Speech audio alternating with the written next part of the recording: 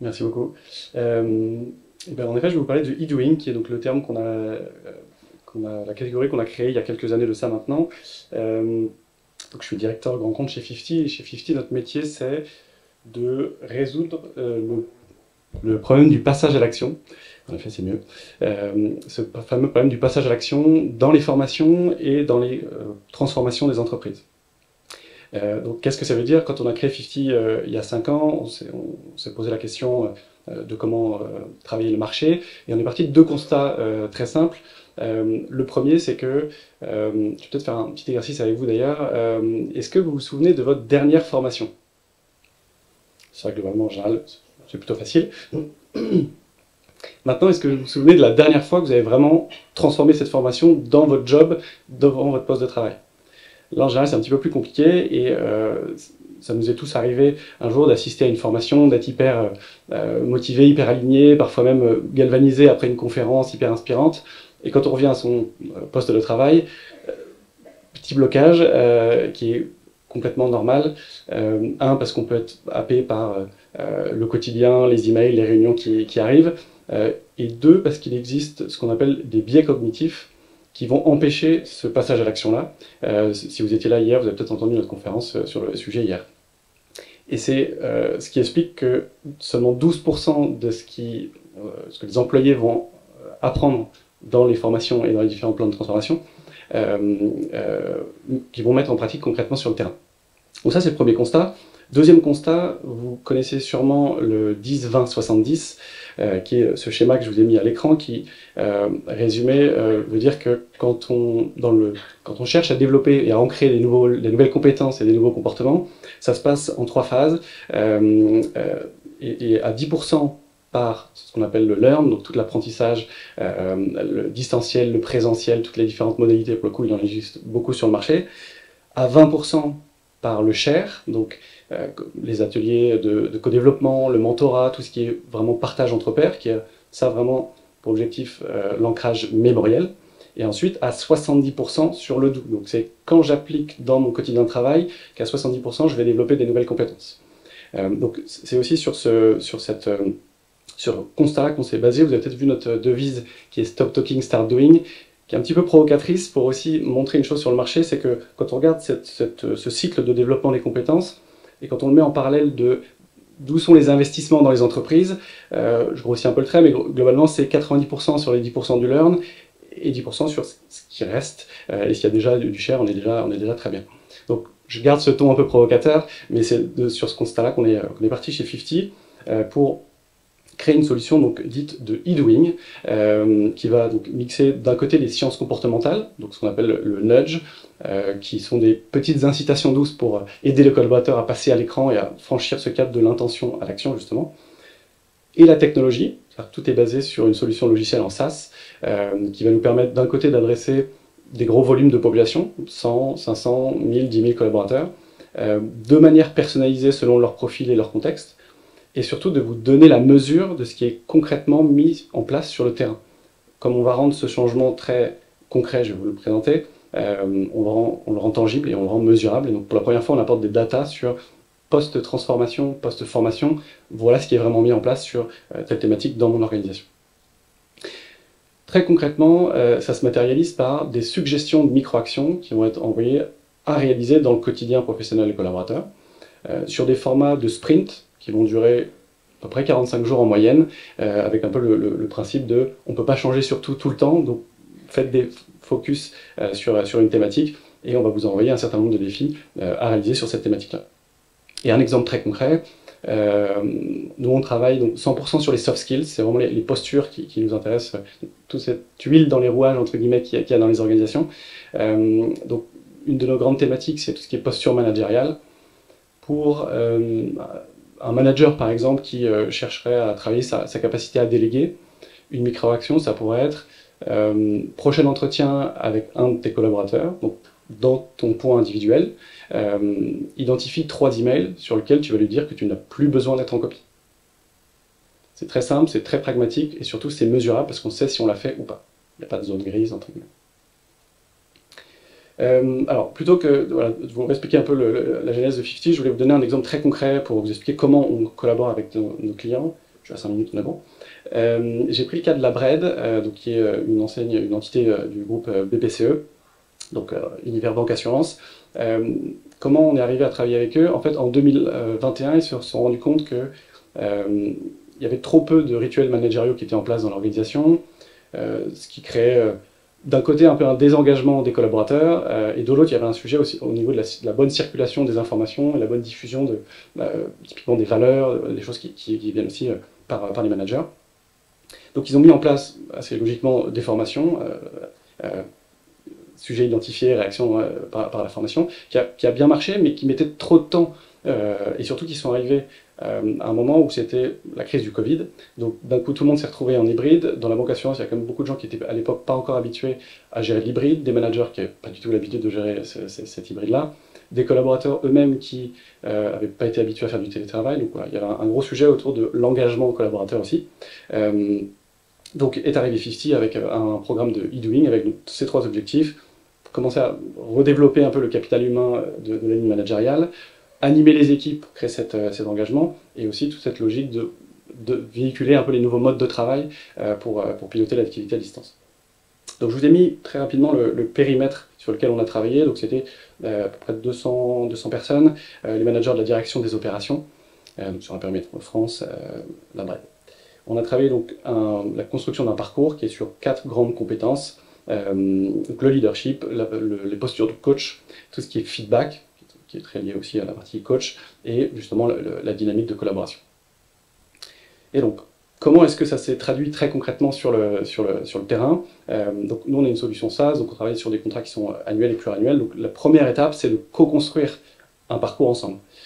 Donc la co-construction d'un parcours, c'est s'imprégner de l'ADN de la Bred, de venir comprendre quels sont les comportements qui sont attendus par l'organisation au sein de l'équipe managériale. Et 50, nous, notre rôle, c'est de traduire ces postures, ces comportements, en parcours de micro-actions très concrètes, très activables sur le terrain. Donc pour ça, on a une banque de 3500 micro-actions sur lesquelles on va comme on a beaucoup de data maintenant, on travaille avec un peu plus de 50% du CAC 40, on a des gros volumes de population qui nous permettent de vous donner aussi, sur chaque thématique, quelles sont les actions qui fonctionnent pour tel profil, tel contexte, telle industrie, etc. Donc on fait ce premier travail-là. Il y a une autre option qu'on n'a pas eu avec la Bred, mais qui fonctionne très bien aussi, c'est que là, je vous ai présenté le cas de prendre des comportements et nous, on va chercher dans notre base, mais on peut aussi faire l'inverse, partir du terrain, sur des comportements identifiés, remonter des bonnes pratiques de managers, par exemple, du terrain, sur, OK, pour toi, le feedback, c'est quoi, qu'est-ce qui marche, etc., pour vraiment faire un parcours encore plus sur mesure. Donc on a construit ce parcours avec l'exemple que je vous ai donné tout à l'heure, par exemple. Là, vous en avez deux autres. Alors en petit, il y a proposer à un collaborateur de fixer lui-même l'échéance d'un de ses projets. Typiquement, on est aussi sur tout ce qui est délégation et autonomie, par exemple. Donc ça, c'est la première étape. Deuxième étape, c'est d'envoyer ces actions aux collaborateurs avec plusieurs éléments clés. Le premier, c'est qu'on ne veut surtout pas être vu comme encore une autre application à utiliser. Je pense que dans les organisations, il y a pléthore de modalités déjà qui existent sur la formation. Vous avez des LMS, il y a du mobile learning, du micro-learning, etc. Donc nous, on vient s'intégrer aux outils du quotidien. Bien sûr, si Mathieu veut utiliser à son échelle l'application de 50, il va pouvoir l'utiliser. Mais l'objectif, c'est que vous puissiez faire les défis dans Microsoft Teams, par SMS, voilà, de donner du feedback par les outils du quotidien, dans Outlook, dans votre agenda, on va vous envoyer les invitations, par exemple, pour vous rappeler de faire des défis. Donc ça, c'est le premier point. Et le deuxième, c'est que ce qui fait la forte adoption qu'on a de l'outil, je vais vous montrer les stats derrière après, c'est que tout est anonymisé. Donc nos clients finaux, qui sont les administrateurs, donc les départements formation, RH et transfo, vont pas avoir accès aux data de Mathieu, mais à ce qui a bougé dans l'organisation. Donc on va pouvoir savoir le pourcentage de personnes qui ont travaillé sur telle thématique. On peut bien sûr reproduire le schéma organisationnel, mais on s'assure d'avoir ce degré d'anonymisation pour que les collaborateurs soient lâches dans l'utilisation de la plateforme et se sentent pas un peu, je vais dire fliqués, c'est un peu méchant, mais regardés en tout cas ou surveillés. Donc rien n'est nominatif. Et c'est ça qui nous crée aussi beaucoup de commentaires, de verbatim qui permettent de nourrir aussi l'organisation. Dernière étape, je ne sais pas combien de temps j'en suis, dernière étape, c'est peut-être la plus importante, c'est la mesure.